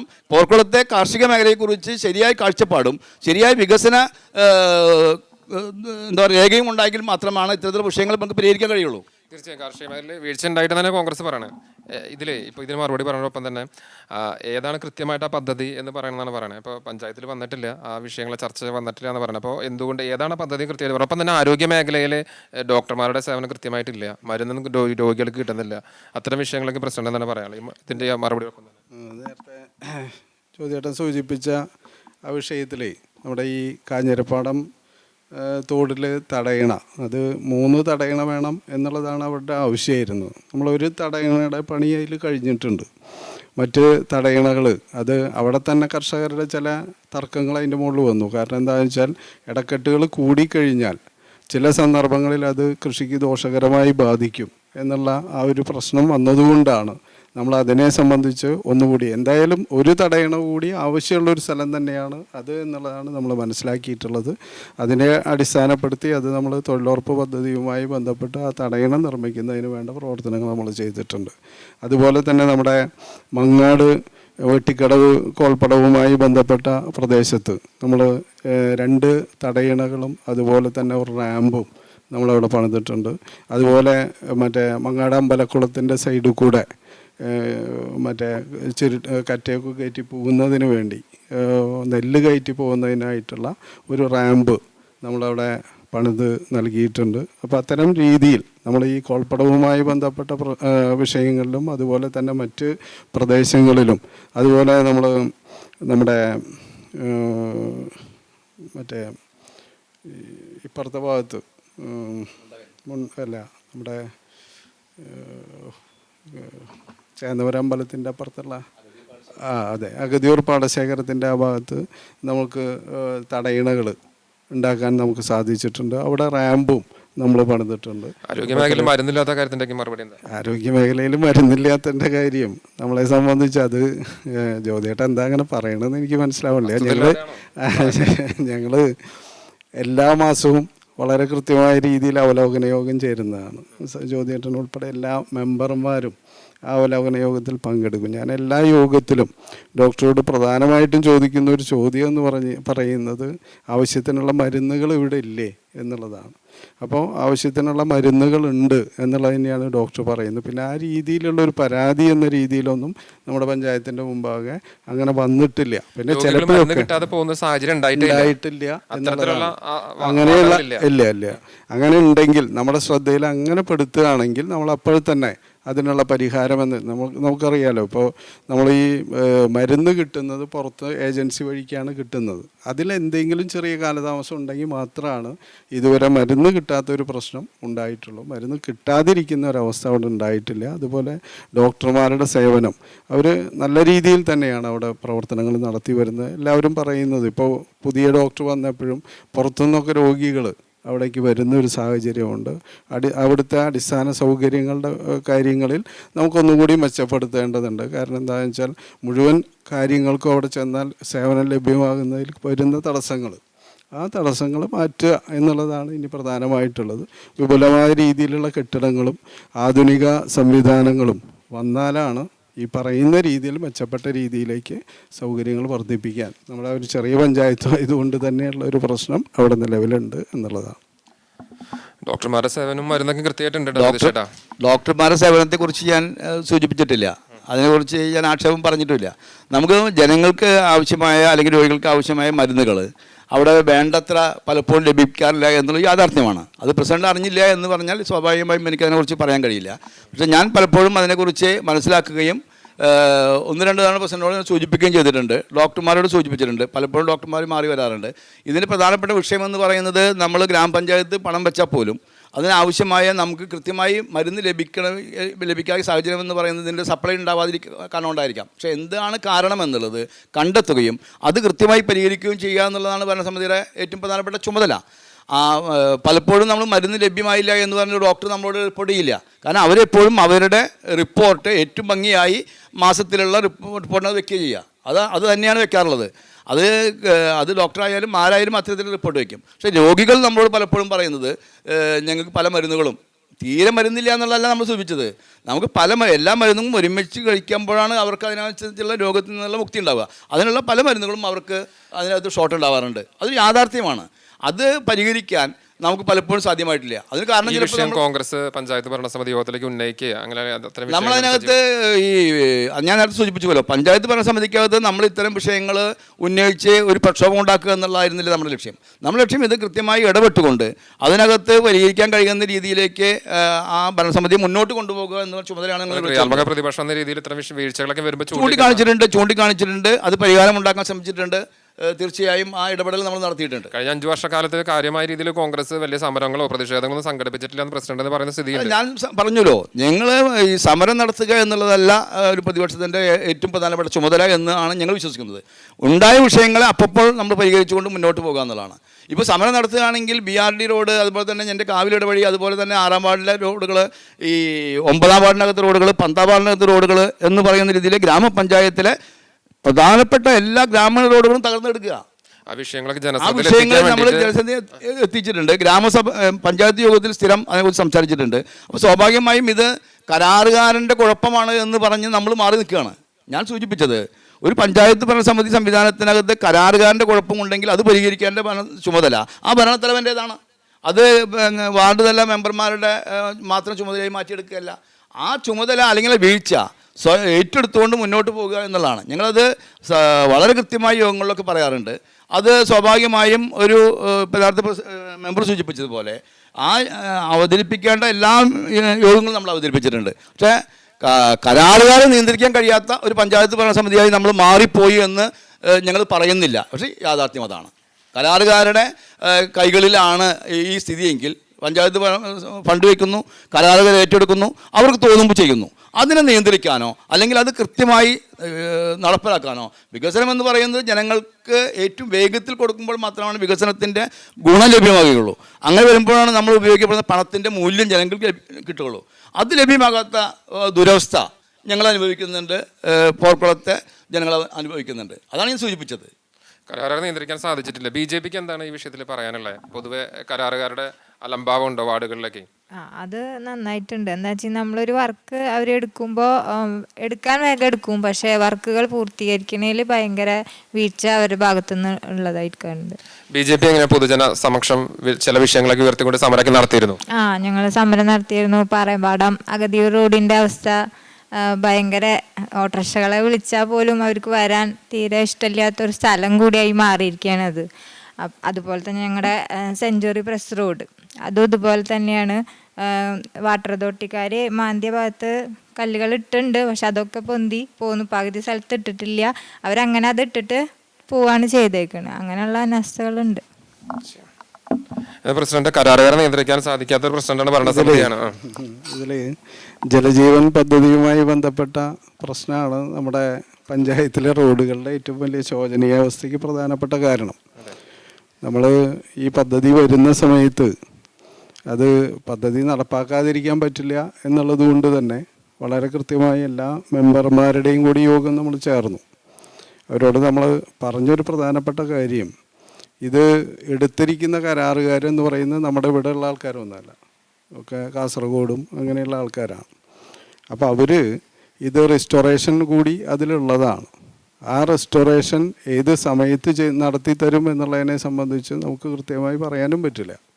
അപ്പോൾ അതുകൊണ്ട് നമ്മൾ റോഡ് പൊളിക്കുമ്പോൾ അതിൻ്റേതായ സമയം നമുക്കതിന് വേണ്ടി വരും എന്നുള്ള കാര്യം നമ്മൾ ബോധ്യപ്പെടുത്തിയിട്ടുണ്ട്. അതുപോലെ തന്നെ നമ്മളിപ്പോൾ നേരത്തെ ജ്യോതിയേട്ടൻ സൂചിപ്പിച്ച BRD റോഡ് നമ്മൾ വന്നതിന് ശേഷം മുഴുവൻ ടാറിങ് കഴിഞ്ഞ റോഡാണ്. ആ സമയത്താണ് അവിടെ മറ്റൊരു പദ്ധതിയും കൂടി വരുന്നത്. നമ്മുടെ KSEBയുമായി ബന്ധപ്പെട്ട് അടിയിൽ കൂടെ അണ്ടർഗ്രൗണ്ട് കേബിള് അത് നമ്മുടെ സബ്സ്റ്റേഷനിലേക്ക്, കൊങ്ങണൂർ സബ്സ്റ്റേഷനിലേക്ക് അതിൻ്റെ കേബിൾ പോകണം. അപ്പോൾ അത് ഈ വഴി കൂടെ പോകാൻ ഏറ്റവും എളുപ്പമാർഗ്ഗം ഇതാണ് എന്നുള്ളത് ജ്യോതിയേട്ടൻ്റെ കൂടി അഭിപ്രായത്തിലാണ് നമ്മളിന്ന് പണിതിട്ട് അധികമായിട്ടില്ല, നമ്മൾ വീണ്ടും പണിതിട്ട് അധികമായിട്ടില്ല. അപ്പോൾ ആ റോഡ് പൊളിക്കാം എന്നുള്ള ആ ഒരു തീരുമാനം ഭരണസമിതി എന്ന രീതിയിലേക്ക് നമ്മൾ വരുന്നത്. നമുക്കറിയാമല്ലോ, ഇപ്പോൾ ഒരു റോഡ് മെയിൻ്റനൻസ് കഴിഞ്ഞാൽ 3 വർഷം കഴിയണം അതിൻ്റെ അടുത്ത പ്രവൃത്തി അതിൻ്റെ ഉള്ളിൽ വയ്ക്കാൻ. അപ്പോൾ അതിൻ്റേതായ ഒരു സമയത്തിൻ്റെ പ്രശ്നം അതിൻ്റെ മുകളിൽ ഉണ്ടാവുകയാണ്. നമ്മൾ ഈ ജലജീവൻ പദ്ധതിയുടെ പൈപ്പും അതുപോലെ തന്നെ ഈ KSEBയുടെ പൈപ്പും രണ്ടും ഏറ്റവും അത്യാവശ്യമുള്ളതാണ്. രണ്ടും നമ്മൾ ആ വഴി കൂടെ ഇടുകയാണ്. അപ്പോൾ അതുകൊണ്ട് അതിൻ്റെ താഴ്ച കൂടി അതിൻ്റെ ആ ഒരു പ്രവൃത്തി കൊണ്ട് തന്നെ ഉണ്ടായ വലിയൊരു ബുദ്ധിമുട്ട് ആ ഒരു പ്രദേശത്തുണ്ട്. അത് നമ്മൾ KSEBക്കാരെ കൊണ്ട് നമ്മളതിന് വേണ്ട പണം നമ്മുടെ എൻജിനീയറെ വെച്ച്, അപ്പോഴും എൻജിനീയർ പറഞ്ഞൊരു കാര്യം എന്താണെന്ന് വെച്ചാൽ നമുക്ക് അതിൻ്റെ മുകളിൽ ചെയ്യാനുള്ള ഇത് മാത്രമേ നമുക്ക് എടുക്കാൻ പറ്റൂ എന്നുള്ളത് തന്നെയാണ്. അങ്ങനെ നമ്മൾ അതിന് വേണ്ടിയിട്ടുള്ള പണം KSEB കൊണ്ട് നമ്മൾ തിരിച്ചടപ്പിക്കുകയാണ്. 7 ലക്ഷം രൂപയോളം നമ്മൾ അടപ്പിച്ചു. അത് വീണ്ടും നമ്മൾ ടെൻഡർ വെച്ചു. അപ്പോൾ ഇതിനൊക്കെ നമ്മൾ എടുക്കുന്ന ഒരു സമയമുണ്ട്. ആ സമയം നമ്മൾ 2-3 കൊല്ലം അതിനു വേണ്ടി പിടിക്കും. റോഡ് തകർന്ന് കിടക്കുകയാണ്, ജനം ബുദ്ധിമുട്ടാണ്. റോഡ് അതിൻ്റെ ആദ്യത്തെ എന്ന് പറഞ്ഞാൽ നമ്മൾ അതിൻ്റെ മുകളിൽ GSP ഇടുന്ന പ്രവർത്തനങ്ങൾ ഏകദേശം ഒരു വിധം പൂർത്തിയായിട്ടുണ്ട്. മറ്റു പ്രവർത്തനങ്ങൾ എന്ന് പറഞ്ഞാൽ ഇനി അതിൻ്റെ മുകളിൽ ടാറിങ് ആണ്. അപ്പോൾ അതിൻ്റെ പ്രവർത്തനം എന്നുള്ളത് അടുത്ത് തന്നെ ചെയ്യും എന്നുള്ളതാണ് കരാറുകാരൻ പറയുന്നത്. കരാറുകാരുടെ ഒരു പ്രശ്നം എന്ന് പറയുന്നത് അവർക്ക് മുകളിൽ നിന്ന് പണം വരുന്നില്ല, പണം കിട്ടിയില്ല. കാര്യങ്ങൾ നടന്നു പോകണ്ടല്ലോ. മറ്റു പഞ്ചായത്തുകളിലും സ്ഥിതിയൊക്കെ ഇത് തന്നെയാണ്. അതിലൊന്നും വേറെ വ്യത്യാസങ്ങളൊന്നുമില്ല. ഏറ്റവും കൂടുതൽ ഇപ്രാവശ്യത്തെ ഭരണസമിതികൾ ഏറ്റവും കൂടുതൽ പ്രശ്നം കേട്ടതും പഴി കേട്ടതും ഈ ജലജീവൻ പദ്ധതിയുമായി ബന്ധപ്പെട്ട പ്രശ്നങ്ങളാണ്. ഇവിടെ മാത്രമുള്ള പ്രശ്നമല്ല അത് നമുക്കറിയാലോ. നമ്മൾ അതെ അത് നമ്മളെ സംബന്ധിച്ച് ഓരോ കരാറുകാരുടെ രീതികൾ വ്യത്യാസമാണ്. നമ്മൾ പറയുന്നത് നമ്മളൊരു കരാറുകാരെടുത്ത് അത് എഗ്രിമെൻ്റ് വെച്ചു, നമ്മൾ ഏതെങ്കിലും രീതിയിൽ അയാളെ പ്രഷറൈസ് ചെയ്ത് കഴിഞ്ഞാൽ അയാൾ അത് ഇട്ടുപോയാൽ വീണ്ടും ഈ പ്രോസസ്സൊക്കെ നമ്മൾ വീണ്ടും നടത്തുകയാണ്. ഈ നടത്തുമ്പോൾ ഉണ്ടാകുന്ന കാലാവധി കൂടുന്നത്. ഇപ്പം നമുക്ക് ഈ കുറ്റിപ്പുറ റോഡിൻ്റെ അവസ്ഥ തന്നെ നമുക്ക് നന്നായിട്ട് അറിയാം. അത് ആ ഒരു സമയം ഉണ്ടാവും. ആ സമയം കഴിഞ്ഞാൽ പിന്നെ അത് ഇട്ടുപോയാൽ വീണ്ടും പുതിയ കരാറുകാരൻ വരേണ്ട ഒരു അവസ്ഥ വരികയാണ്. എന്ന് പറഞ്ഞാൽ ഇത് ഒരു ഡിലേയിലേക്ക് കാര്യങ്ങൾ പോവുകയാണ്. അതാണ് അത് ബാക്കി എല്ലാ പ്രവർത്തനങ്ങളും ഭരണസമിതിയെ സംബന്ധിച്ച് നമ്മൾ സമയബന്ധിതമായി അതിൻ്റെ എഗ്രിമെൻ്റ് ഉൾപ്പെടെയുള്ള കാര്യങ്ങൾ നമ്മൾ വെച്ചിട്ടുണ്ട്. എല്ലാ കാര്യങ്ങളും നടന്നു വരുന്നുണ്ട്. റോഡിന്റെ പ്രശ്നം കരാറുകാരന്റെ വീഴ്ചയാണ്. മറ്റൊരു കാര്യം, ഇപ്പോൾ ലൈഫ് മിഷൻ പദ്ധതി സർക്കാർ പറയുന്ന പ്രധാനപ്പെട്ട പദ്ധതികളിലൊന്നാണ്. വാസയോഗ്യമല്ലാത്ത മനുഷ്യർക്ക് വാസയോഗ്യം നൽകുന്ന പദ്ധതി. ആ പോർക്കുളം പഞ്ചായത്തിൽ എങ്ങനെയാണ് പ്രതിപക്ഷ നേതാവ് എങ്ങനെയാണ് ആ വിഷയങ്ങളെ കാണുന്നത്? ലൈഫ് നിർമ്മാണ പദ്ധതിയിൽ നമ്മൾ ഗ്രാമപഞ്ചായത്തിൻ്റെ അകത്ത് വന്ന ലിസ്റ്റിനകത്തെ ഒരു പരിധിവരെ ആളുകൾക്ക് നമുക്കതിൻ്റെ പണം കൊടുക്കാൻ കഴിഞ്ഞിട്ടുണ്ട്. പണം കൊടുക്കാൻ കഴിഞ്ഞു എന്ന് പറയാൻ സമ്പൂർണ്ണമായിട്ടില്ല. പണം കൊടുക്കാൻ കഴിഞ്ഞു എന്ന് പറഞ്ഞാൽ ഇത് 1, 2, 3, 4 ഘട്ടങ്ങളിലായിട്ടാണ് കൊടുക്കുന്നത്. പണി പൂർത്തീകരിച്ചിട്ടുള്ള പല ആളുകൾക്കും ഇപ്പോഴും പൂർണ്ണമായി പണം കൊടുക്കാൻ കഴിഞ്ഞിട്ടില്ല. അതുപോലെ തന്നെയാണ് ഈ ഭൂമി വാങ്ങിച്ച് ഭൂമി ഇല്ലാത്ത ആളുകൾക്ക് ഭൂമി കൊടുക്കുന്ന പദ്ധതി. അതും നമുക്ക് കാര്യമായ ഒരു ഇടപെടൽ അതിനകത്ത് നടത്താൻ കഴിഞ്ഞിട്ടില്ല. ഈ വർഷമാണ് അതിനകത്ത് വളരെ ചുരുക്കം ഒരു 5-6 ആൾക്കാണ് അതിനകത്ത് ഇത് കൊടുക്കാൻ കഴിഞ്ഞിട്ടുള്ളത്. വളരെയധികം നീണ്ട ലിസ്റ്റാണ് അതിനകത്ത് നിൽക്കുന്നത്. ഈ ഭവന നിർമ്മാണ പദ്ധതിക്കകത്ത് പല ഘട്ടങ്ങളായി നിൽക്കുന്ന ആളുകൾക്ക് തുടർന്ന് പണം കൊടുക്കാൻ സാധ്യമാകാത്ത സ്ഥിതിയിലാണ് ഇപ്പോൾ നിൽക്കുന്നത്. അത് അതിനകത്തൊരു കാര്യം. മറ്റൊന്ന് നേരത്തെ സൂചിപ്പിച്ചു, അതിദാരിദ്ര്യമില്ലാത്ത കേരളം എന്ന പദ്ധതിക്കകത്ത് നമ്മുടെ ഗ്രാമപഞ്ചായത്തിനകത്ത് അതിൻ്റെ അതിനകത്ത് നമ്മൾ ഇതൊക്കെ പ്രചരണത്തിന് വേണ്ടി ഉപയോഗപ്പെടുത്താം എന്നുള്ളത് തന്നെയാണ് നമുക്ക് പറയാൻ കഴിയുള്ളൂ. അല്ല, ഞാൻ സൂചിപ്പിച്ചത് അത് ഇപ്പോൾ നേരത്തെ സൂചിപ്പിച്ചല്ലോ. കേരളത്തിൽ അതിദാരിദ്ര്യമില്ലാത്തവരുടെ എണ്ണവും അതുപോലെ തന്നെ ദാരിദ്ര്യരേഖയ്ക്ക് കാർഡുകളുള്ള നിലവിലുള്ള എണ്ണവും തമ്മിലുള്ള ആ മാനദണ്ഡങ്ങൾ സൃഷ്ടിക്കപ്പെടുന്നതിൻ്റെ അകത്തുള്ള ഒരു മാജിക്കാണത് ഈ ലിസ്റ്റ് എന്ന് പറയുന്നത്. അപ്പോൾ നമ്മുടെ പഞ്ചായത്തിനകത്ത് ഈ നിലവിൽ പ്രഖ്യാപിച്ച ഒരാളെയാണ് ലാസ്റ്റ് 2 ആളെയും കണ്ടെത്തിയത്. ഒരാൾ മരണപ്പെട്ട ഒരാളെയാണ് കണ്ടെത്തിയത്. ആ മാനദണ്ഡ പ്രകാരം അങ്ങനെ കണ്ടെത്തി ആൾക്ക് പോലും ഇതുവരെ നമുക്ക് കിടപ്പാടം ഒരുക്കാൻ നമുക്ക് കഴിഞ്ഞിട്ടില്ല, അല്ലെങ്കിൽ താമസ സൗകര്യം ഒരുക്കാൻ നമുക്ക് കഴിഞ്ഞിട്ടില്ല. ആകെ ഞങ്ങൾക്ക് കഴിഞ്ഞത്, ഞങ്ങൾക്ക് എന്ന് ഞാൻ പറയട്ടെ, ആകെ ഞങ്ങൾക്ക് കഴിഞ്ഞത്, കാരണം നമുക്ക് ആ പദ്ധതിയെക്കുറിച്ച് നമുക്ക് ആക്ഷേപങ്ങളില്ല. കാരണം എല്ലാ പാവപ്പെട്ടവനെയും സമൂഹത്തിൻ്റെ ഉന്നതിയിലേക്ക് എത്തിക്കുക എന്ന് പറയുന്ന കാഴ്ചപ്പാട് തന്നെയാണ് വ്യത്യസ്ത ഏത് രാഷ്ട്രീയ കക്ഷിയുടെ ആയാലും ലക്ഷ്യം അതാണ്. സാമൂഹ്യക്ഷേമവും അതിൻ്റെ ജനങ്ങളുടെ ലക്ഷ്യം തന്നെയാണ്. അങ്ങനെ പറയുമ്പോൾ ഞങ്ങൾക്ക് ആ ആൾക്ക് കൊടുക്കാൻ കഴിഞ്ഞത് ആകെ അദ്ദേഹത്തിന് ഒരു റേഷൻ കാർഡ് ഉണ്ടാക്കി കൊടുക്കാൻ കഴിഞ്ഞു എന്ന് മാത്രമാണ്. അത് നമുക്കതിനകത്ത് പറയാൻ കഴിയുന്ന ഒരു സ്ഥിതി. പക്ഷേ ഞങ്ങളത് പ്രഖ്യാപിക്കുകയാണ്. ഇത് അതിദാരിദ്ര്യമില്ലാത്ത പഞ്ചായത്തായിട്ട് പുറകുളത്തിൽ പ്രഖ്യാപിക്കുന്നു. ആൾക്ക് അതിദാരിദ്ര്യ വിമുക്തി പദ്ധതി എന്ന് പറയുമ്പോൾ ഈ മാനദണ്ഡങ്ങൾ യോജിപ്പ് വരില്ല. അത് യോജിപ്പ് വരുന്നില്ല. പക്ഷേ നമ്മൾ അവകാശവാദം എങ്ങനെ സാധൂകരിക്കാൻ സാധിക്കുന്നതാണ്? ആ അവകാശവാദം സാധൂകരിക്കാൻ കഴിയില്ല എന്നുള്ളത് തന്നെയാണ് നമ്മുടെ കാഴ്ചപ്പാട്. സ്വാഭാവികമായിട്ടും അങ്ങനെ അത് പറയുന്ന ആ വാദം തെറ്റാണ്. ആ വാദം ഗവൺമെൻറ് പറയുന്ന ക്രൈറ്റീരിയയ്ക്ക് അകത്താണ് നിന്നാണ് നമ്മൾ ചെയ്യുന്നതെങ്കിൽ ആ വാദം തെറ്റാണ്. നമുക്ക് ആ പറയുന്ന വ്യക്തിക്ക് കിടപ്പാടം ഒരുക്കാൻ കഴിഞ്ഞിട്ടില്ല, മറ്റ് അടിസ്ഥാന സൗകര്യങ്ങൾ ഒരുക്കാൻ കഴിഞ്ഞിട്ടില്ല. നമുക്ക് ആകെ ഞാൻ മനസ്സിലാക്കിയത് ആകെ നമുക്ക് ചെയ്യാൻ കഴിഞ്ഞത് അദ്ദേഹത്തിൻ്റെ ഒരു റേഷൻ കാർഡ് ഉണ്ടാക്കി കൊടുക്കാനായിട്ട് പഞ്ചായത്ത് ഭരണസമിതി കഴിഞ്ഞിട്ടുണ്ട്. അതിനപ്പുറത്തേക്കോ നമുക്കൊന്നും ചെയ്യാൻ കഴിഞ്ഞിട്ടില്ല. ഇതാണ് അതിൻ്റെ അകത്തെ വസ്തുത. അത് ആരും പോയി പരിശോധിച്ചാലും മനസ്സിലാക്കാൻ പറ്റുന്ന കാര്യമാണ്. അതാണ് അതുമായി ബന്ധപ്പെട്ട് എനിക്ക് സൂചിപ്പിക്കാനുള്ളത്. തീർച്ചയായും നമ്മൾ കണ്ടിരുന്നു ജില്ലയിലെ ആദ്യത്തെ അതിദാരിദ്ര്യ വിമുക്ത പഞ്ചായത്താണ് പോർക്കുളം എന്ന്. പക്ഷേ ഇപ്പോൾ പ്രതിപക്ഷ നേതാവ് പറയുന്നത് മാനദണ്ഡങ്ങൾ ക്രൈറ്റീരിയ പ്രകാരം നോക്കുകയാണെങ്കിൽ ഈ പറഞ്ഞ ലിസ്റ്റിലുള്ള ഒരാൾക്ക് വീട് പോലും ഇല്ല. അപ്പോൾ എങ്ങനെ ശരിയാവണം പ്രസിഡന്റ്? എല്ലാവരും നമ്മൾ ഈ കാര്യത്തിൽ ഇതിലെന്താ കാര്യം എന്ന് വെച്ചാലേ, നമ്മളത് ഗ്രാമസഭകളിലൂടെയൊക്കെയാണ് ഇതിൻ്റെ ലിസ്റ്റും കാര്യങ്ങളൊക്കെ തയ്യാറാക്കി വന്നിട്ടുള്ളത്. ആ ഗ്രാമസഭകളിൽ കൂടെ ലിസ്റ്റ് തയ്യാറാക്കി വന്ന് ഇയാൾ അവസാനം 5 ആളുണ്ടായിരുന്നു. 5 ആളിൽ 2 ആൾക്കാരെ ബന്ധുക്കളെ ഏറ്റെടുത്തു. ഒരാൾ മരിച്ചു. പിന്നെ അവസാനം ഉണ്ടായിരുന്ന 2 ആളിൽ ഒരാൾ മരിച്ച് അവസാനം ഈ ആളിലെത്തുകയാണ്. ഇയാളെ സംബന്ധിച്ചുള്ള ഒരു കാര്യം എന്ന് പറയുന്നത്, അദ്ദേഹത്തെ സംബന്ധിച്ച് അദ്ദേഹം കൃത്യമായ രീതിയിൽ കാര്യങ്ങളൊക്കെ നടപ്പിലാക്കാൻ കഴിയുന്ന ആളാണ്. അയാൾ കൃത്യമായിട്ട് പട്ടികയിൽ വന്നതെന്ന് വെച്ചാൽ ആ സമയത്ത് ആൾക്ക് കിടക്കാനൊരു സ്ഥലമില്ല എന്നുള്ളൊരു കാര്യം വെച്ചിട്ടാണ് അന്ന് വെച്ചിട്ടുള്ളത്. അപ്പോൾ നമ്മൾ അദ്ദേഹത്തോട് തന്നെ ഈ പറയുന്ന ഓരോ സമയത്തും വന്ന് നോക്കുന്ന ആൾക്കാർ ചോദിക്കുന്നുണ്ട്, നിങ്ങൾക്ക് കിടപ്പാടത്തിൻ്റെ കാര്യത്തിൽ മറ്റേ ബ്ലോക്കിൽ അതിനുള്ള ഷെൽട്ടർ സംവിധാനങ്ങൾ ഒരുക്കാൻ നിങ്ങൾക്ക് അതിന് ബുദ്ധിമുട്ടില്ല, ഞങ്ങൾക്ക് അതിനുള്ള ബന്ധുക്കളുണ്ട്, ഞങ്ങളുടെ ബന്ധുക്കൾ അതിന് വേണ്ട സൗകര്യങ്ങൾ ചെയ്തു തരും. അപ്പോൾ ബന്ധുക്കളുണ്ട് എന്നുള്ളത് കൊണ്ടാണ്, ബന്ധുക്കളാണ് ഇത് ഏറ്റെടുക്കുന്നത്. മറ്റുള്ളവരെയും ബന്ധുക്കൾ ഏറ്റെടുത്തു. അതേപോലെ തന്നെ ഇവരുടെ ഏട്ടന്മാരുണ്ട്, ബന്ധുജനങ്ങളുണ്ട്. അപ്പോൾ ആ ഒരു ക്രൈറ്റീരിയയിൽ ആ ഒരു കിടപ്പാടമില്ല എന്ന് പറയുന്ന മാനദണ്ഡത്തിൽ ഇത് ഉൾപ്പെടുത്തിയിട്ട് ചെയ്യാം എന്നുള്ളതാണ് അതിൽ പറഞ്ഞിട്ടുള്ളത്. സർക്കാരിന്റെ മാനദണ്ഡങ്ങൾക്ക് വിരുദ്ധാവില്ലേ ഇതിനൊരു ഷെൽട്ടർ ഇല്ലാതെ അല്ലെങ്കിൽ ഒരാളെ ഏറ്റെടുക്കാൻ? അല്ലെങ്കിൽ അല്ല, അത് ബന്ധുക്കളാണല്ലോ ഏറ്റെടുക്കുന്നത്. അവർക്ക് കിടപ്പാടം നേരിട്ട് ഒരുക്കി കൊടുക്കേണ്ട കാര്യമില്ല. ഇൻഡിവിജ്വൽ അതില്ല, അതിന്റെ ആവശ്യമില്ല. മാനദണ്ഡങ്ങളെ സമ്പൂർണ്ണമായി പാലിച്ചിട്ട് ജനങ്ങളെ തെറ്റിദ്ധരിപ്പിക്കൊന്നുമില്ല.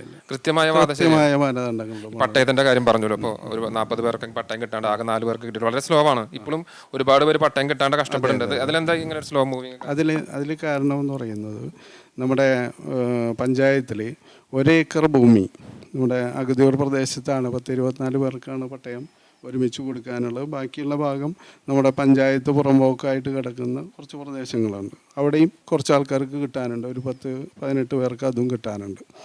ഇതിൽ ഈ 1 ഏക്കർ ഭൂമി പഞ്ചായത്ത് സ്വന്തമായി പൈസ കൊടുത്ത് വാങ്ങിയ ഭൂമിയാണ്. ആ ഭൂമിയിൽ നമ്മൾ 4 സെൻറ്റ് വീതം ഓരോരുത്തർക്ക് കൊടുക്കാനാണ് അന്നത്തെ ഭരണസമിതി തീരുമാനിക്കുകയും അതിൻ്റെ അടിസ്ഥാനത്തിൽ 4 സെൻറ്റ് വീതം പല ആൾക്കാർക്കായിട്ട് കൊടുത്തു. അന്ന് ആ കൊടുക്കുന്ന സമയത്ത് ഒരു അനുവാദ പത്രിക, ഇതുമായി ബന്ധപ്പെട്ട് അവിടെ താമസിക്കുന്നതിന് വേണ്ടി ഒരു അനുവാദ പത്രിക അന്നത്തെ ഭരണസമിതി നൽകുകയുണ്ടായി.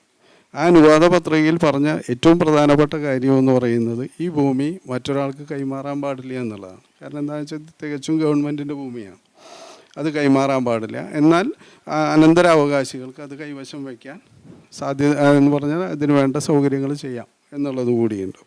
പക്ഷേ ഈ 24 പേരിൽ ഞങ്ങൾ ഇപ്പം നോക്കിയപ്പോൾ 12 പേരുടെ കയ്യിലാണ് അനുവാദ പത്രികയുള്ള ആൾക്കാരുള്ളത്. ബാക്കി 12 പേരും ഭൂമി കൈമാറ്റം ചെയ്തു പോയൊരവസ്ഥയുണ്ട്.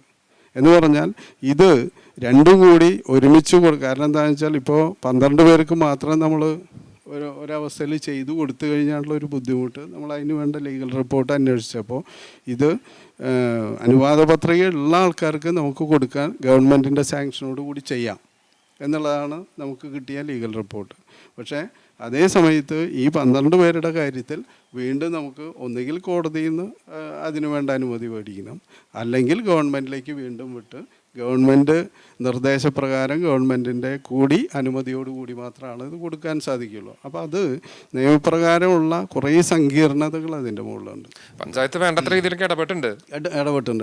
ഓരോ സമയങ്ങളിലും ഞങ്ങളുടെ ഭരണസമിതി വന്നതിന് ശേഷം അതിപ്പോൾ എല്ലാവരും ഏറ്റവും നല്ല രീതിയിൽ തന്നെയാണ് അതുമായി സഹകരിച്ചിട്ടുള്ളത്. ഓരോ പഞ്ചായത്ത് യോഗങ്ങളിലും ഇത്തരത്തിൽ പട്ടയത്തിൻ്റെ കാര്യം വന്നാൽ ഏറ്റവും പ്രാധാന്യത്തോടെ അവരുടെ വാർഡിലാണ് ഈ 24 പേരുള്ളത്. നമ്മൾ ഈ 1 ഏക്കർ ഭൂമി 24 പേർ, അതിൻ്റെ കാര്യമാണ് ഇപ്പം ഞാൻ പറഞ്ഞത്. പിന്നെയുള്ളത് അപ്പുറത്ത് കല്ലഴിക്കുന്നത്താണ്. ആ ഭൂമിയുടെ കാര്യത്തിൽ ഈ പറഞ്ഞ പോലെ തന്നെ ഗവൺമെൻറ്റിൻ്റെ സാങ്ഷൻ നിർബന്ധമുള്ളൊരു കാര്യമാണ്.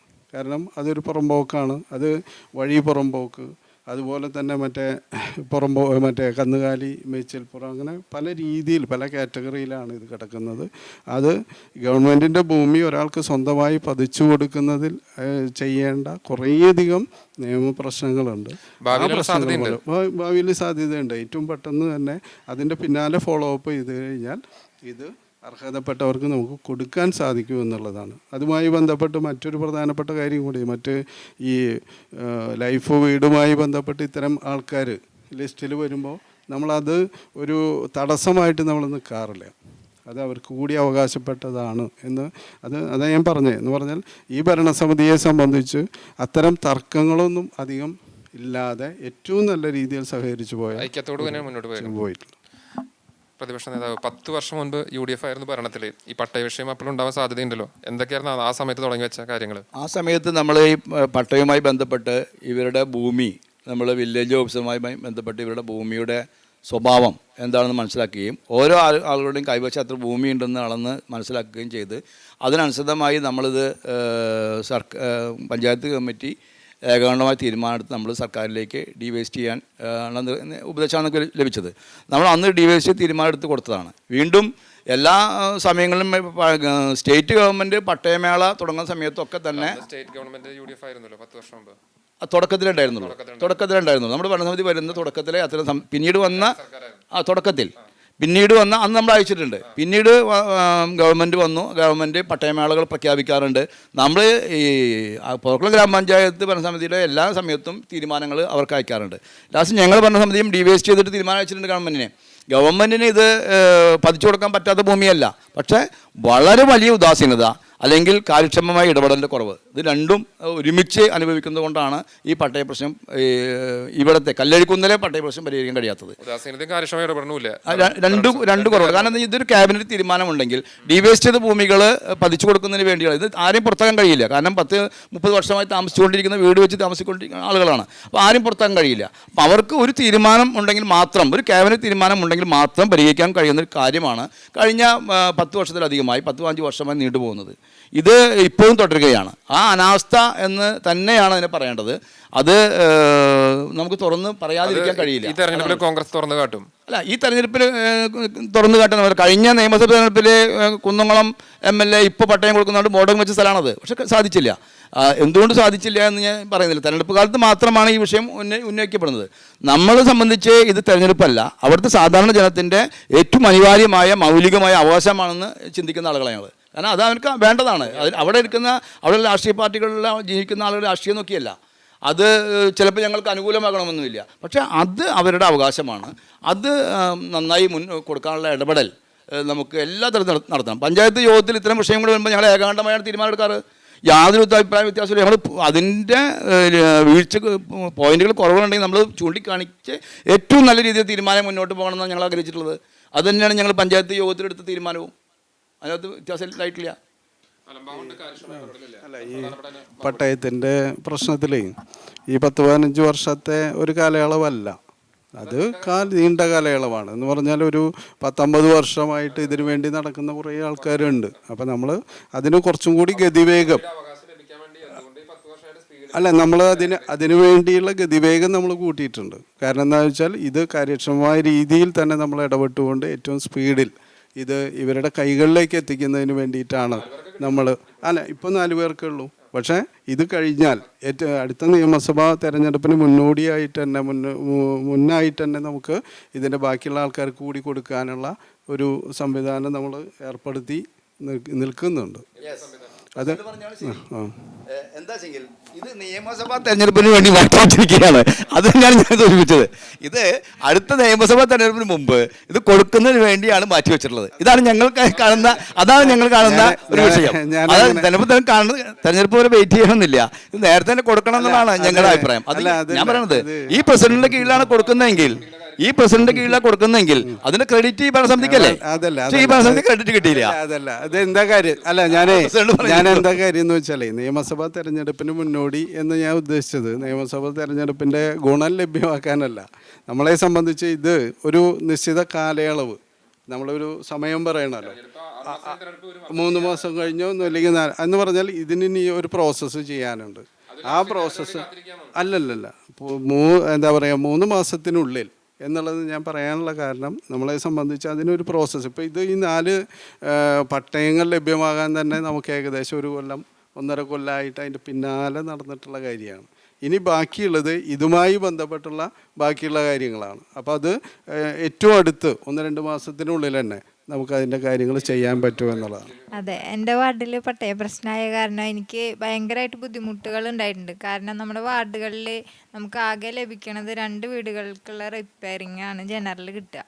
അത് നമ്മൾ അപേക്ഷ കൊണ്ടുപോയി നമുക്ക് മാർക്കിൻ്റെ അടിസ്ഥാനത്തിൽ ചെയ്യുമ്പോൾ ഏറ്റവും കൂടുതൽ മാർക്ക് ഉണ്ടാവുക ഈ ഗുണഭോക്താക്കൾക്കാണ്. അപ്പോൾ നമുക്ക് ഈ ഒരു രേഖ ഇല്ലാത്തതുകൊണ്ട് ലൈഫ് മിഷന് ഇത് ബാധകമല്ല എന്നുള്ളത് നമുക്കറിയാം, വീടുകൾ പണിതിട്ടുള്ളതാണ്. പക്ഷേ വീട് റിപ്പയറിങ് ചെയ്യാൻ നമുക്ക് ഈ രേഖകളില്ല, ഓണർഷിപ്പ് ഇല്ലാത്തതുകൊണ്ട് നമുക്ക് ഭയങ്കര ബുദ്ധിമുട്ടാണ്. പല വീടുകൾക്കും നമുക്ക് കൊടുക്കാൻ പറ്റിയിട്ടില്ല. എന്ന് വെച്ചാൽ അവരുടെ വീടുകളുടെ അവസ്ഥ കണ്ട് നമുക്ക് ഭയങ്കര ബുദ്ധിമുട്ടാണ്. പക്ഷെ അത് കൊടുക്കാനായിട്ട് നമുക്ക് സാധിച്ചിട്ടില്ല. അലംഭാവം ഉള്ളതായിട്ട് നേരത്തെ പ്രതിപക്ഷ നേതാവ് പറഞ്ഞ പോലെ ഒരു അലംഭാവം ഉള്ളതായിട്ട് LDFനോ ഭരണസമിതിക്കോ സർക്കാരിനോ MLAക്കോ അങ്ങനെ തോന്നിയിട്ടുണ്ട് BJP? അതെന്ന് വെച്ചാൽ നീട്ടിക്കൊണ്ട് പോവാന്നുള്ളൊരു ഇത്, അങ്ങനെ ഒരു ഇത് ഇപ്പൊ ഈ കാലയളവിൽ എനിക്ക് അങ്ങനെ തോന്നിയിട്ടുണ്ട്. പക്ഷെ അതിനായിട്ട് പണി എടുത്തിട്ടുണ്ട്. അതുപോലെ തന്നെ കുറച്ച് നീട്ടിലും കൂടി അലംഭാവം ഉണ്ട്. പ്രതിപക്ഷ നേതാവ് പറഞ്ഞ പോലെ തന്നെ ഏറ്റവും അവസാനമായിട്ട് നമുക്ക് സമയപരിധിയാണ്, ഏറ്റവും അവസാനമായിട്ട് ചോദിക്കുകയാണ്. ഇപ്പം നമ്മൾ ലഭ്യമായ പട്ടയം പോർക്കുളം അഗതി സെൻറ്ററിലെ ലക്ഷം വീട് കോളനിയിലാണ്. ആ ഭൂമിയുടെ ആ 4 സെൻറ്റിലെ ആ ഭൂമിയുടെ സ്വഭാവവും കല്ലഴിക്കുന്നിലെ ഭൂമിയുടെ സ്വഭാവം രണ്ടാണ്. കല്ലഴിക്കുന്നിലെ ഭൂമിയുടെ സ്വഭാവത്തിന് യാതൊരു വിധത്തിലുള്ള സാങ്കേതിക തടസ്സമില്ല. ഗവൺമെൻറ് തീരുമാനം എടുത്ത് ഒരൊറ്റ തീരുമാനം ഉണ്ടെങ്കിൽ ഇത് ഞാൻ ആ വാക്ക് ഉപയോഗിക്കുന്നില്ല. നേരത്തെ സൂചിപ്പിച്ചല്ലോ, ഞാൻ അങ്ങനെ വാക്ക് ഉപയോഗിക്കുന്നില്ല. കാരണം എന്താ വെച്ചാൽ നമ്മളിത് ലഭ്യമാകുന്നതിന് വേണ്ടി പഞ്ചായത്ത് ഭരണം ഒരുമിച്ച് നിൽക്കുമ്പോൾ ഒരു പഞ്ചായത്ത് സ്റ്റേറ്റ് ഗവൺമെൻറ്റിൻ്റെ കക്ഷി ഒരു പഞ്ചായത്ത് ഭരണസമിതി ഭരിക്കുമ്പോൾ അത് നേടിയെടുക്കാനുള്ള ചുമതല, രാഷ്ട്രീയമായ ചുമതല അവരുടേതാണ്. അതിന് പിന്തുണ കൊടുക്കാവുന്ന ചുമതലയാണ് പ്രതിപക്ഷത്തിൻ്റെ. ഞങ്ങളത് പൂർണ്ണമായി നിർവഹിച്ചിട്ടുണ്ട്. പക്ഷേ ഭരണ കക്ഷി അത് പൂർണ്ണമായി നിർവഹിച്ചിട്ടില്ല എന്നുള്ളത് തന്നെയാണ് ഞങ്ങളുടെ ബോധ്യം. അത് തന്നെയാണ് എൻ്റെ ബോധ്യം. ഈ അവിടുത്തെ പട്ടയം ലഭ്യമാക്കുന്നതിന് അവിടെ ഗവൺമെൻറ് തീരുമാനം മാത്രമേ ആവശ്യമുള്ളൂ. തീർച്ചയായും വൈകലുണ്ട്. അത് ബോധപൂർവമാണോ അല്ലാതെ ഞാൻ പറയുന്നില്ല. വൈകലുണ്ടായിട്ടുണ്ട്. അത് മറ്റു പല ലക്ഷ്യങ്ങൾ വെച്ചുകൊണ്ടാണ് എന്ന് തന്നെയാണ് നമ്മൾ സംശയിക്കുന്നത്. എന്തായാലും ശരി, പ്രസിഡന്റ് പറഞ്ഞതുപോലെ ഒരു 3-4 മാസത്തിനുള്ളിൽ പക്ഷേ ലഭ്യമാകട്ടെ. ഞങ്ങൾ അതിന് പൂർണ്ണമായി പിന്തുണ. ഏത് രാഷ്ട്രീയ സാഹചര്യത്തിലായാലും അത് നടപ്പാക്കാൻ വേണ്ടത് കിട്ടട്ടെ എന്ന് തന്നെയാണ് ഞങ്ങളുടെ ആഗ്രഹം. ഏത് ഭരണസമിതി വന്നാലും ശരി.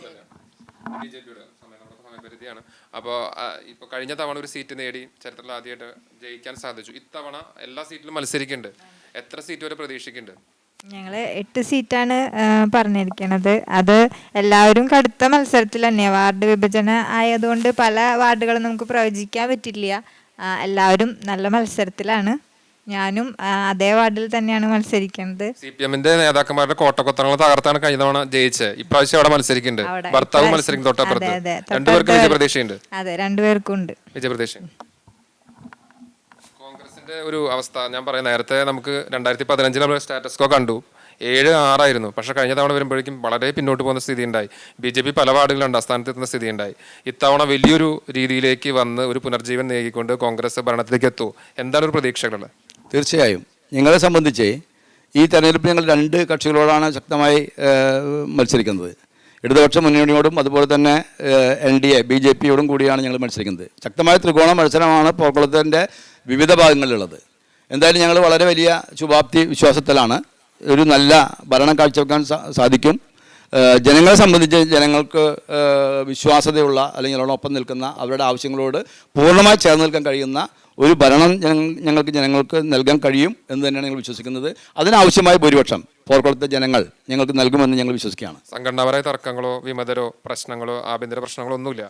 ഒരു തരത്തിലുള്ള സംഘടനാ പ്രശ്നങ്ങളോ അല്ലെങ്കിൽ വിമതരോ അങ്ങനെ അത്തരത്തിൽ യാതൊരു വിധത്തിലുള്ള പ്രശ്നങ്ങളും ഞങ്ങളെ സംബന്ധിച്ചില്ല.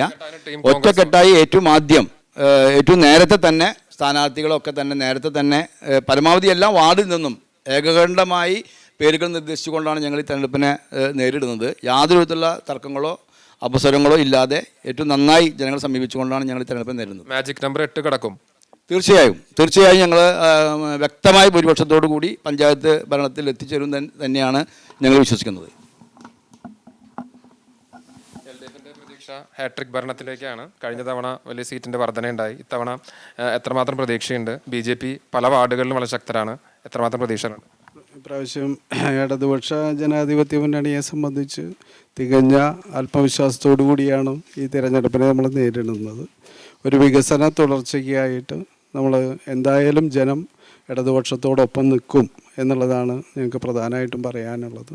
എന്തായാലും നമ്മളെ സംബന്ധിച്ച് ഒരു 12 സീറ്റ് 13 സീറ്റ് എന്ന രീതിയിലേക്ക് നമ്മൾ എത്താൻ എല്ലാവിധ സാഹചര്യങ്ങളും ഒരു സീറ്റ് എന്ന് പറഞ്ഞത് ഇപ്പം നേരത്തെ പറഞ്ഞ പോലെ ത്രികോണ മത്സരം ശക്തമായിട്ടുള്ള ഉണ്ട്. അപ്പോൾ 13 സീറ്റ് എന്തായാലും ഉറപ്പാണ്. ഞങ്ങൾ 14 എന്നുള്ളത് തന്നെയാണ് ഞങ്ങളുടെ പ്രതീക്ഷ. തീർച്ചയായും വളരെ സജീവമായ ഒരു ചർച്ച സമാപനത്തിലേക്ക് കടക്കുകയാണ്. പോർക്കുളം പഞ്ചായത്തിൻ്റെ വികസനത്തിൻ്റെ നേട്ടങ്ങളും കോട്ടങ്ങളുമാണ് ഭരണ പ്രതിപക്ഷാംഗങ്ങൾ ഇവിടെ പങ്കുവച്ചത്. ഈ എപ്പിസോഡ് ഇവിടെ പൂർണ്ണമാവുകയാണ്. നാളെ മറ്റൊരു തദ്ദേശ സ്ഥാപനത്തിൻ്റെ അവലോകനമായി തിരിച്ചെത്തും. അതിനു മുൻപ് ഹസ്തദാനത്തോടെ ഈ ചർച്ച നമുക്ക് പിരിയാം.